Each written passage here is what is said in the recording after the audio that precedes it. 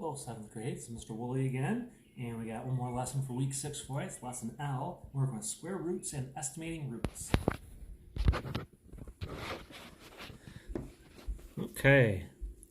Now, the square root of a number is a value that, when multiplied by itself, gives the number. So, for example, the square root of 64 is 8, because 8 times 8 equals 64. So, to find the square root of a number, you're trying to find the number times itself that gets you that. So 25, the square root of 25 is 5, because 5 times 5 is 25. Square root of 81 is 9, because 9 times 9 equals 81. So you're trying to find a number times itself that can give you that number. And those are some basic ones. You even get some bigger ones, of course, obviously. So the square root of 324 is 18, because 18 times 18 is 324. And calculators can be helpful when you start playing around with some of the large numbers. Now, when it comes to estimating roots, it uses your knowledge of square roots and common squared numbers, and calculators can be helpful here as well. Now, the problems you might see could look like this. Complete the following statements. Use the integers closest to the number in the middle.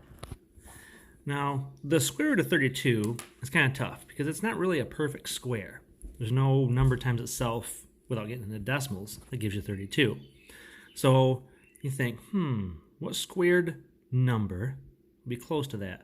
Well, 32 is a little bit bigger than 25. 25 is a perfect square because 5 squared is 25. So 5. And then what is a square number bigger than 32? 36, because 6 squared equals 36. So you're comparing the square root of 32, which is going to be some type of 5 point something from a decimal point of view. It's going to be between 5 and 6. Here, 53 is not a perfect square, but 49 is a perfect square, which is just below it, because 7 squared equals 49. So 7 is going to be there. And 53, square root of 53, well, 64 is a perfect square, just above it a little ways, because 8 squared is 64, so we have an 8.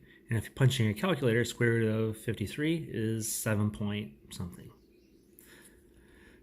All right. Sometimes you might be asked to find which number could it be closest to. This is probably where you're going to hop on your calculators at this point, if you have a calculator available to you. So square root of 19 is going to be about 4.3 or about 5.1. Well, you're just a tiny bit over 16, which is a perfect square. 4 times 4 gives you 16. So it'd probably be closer to this.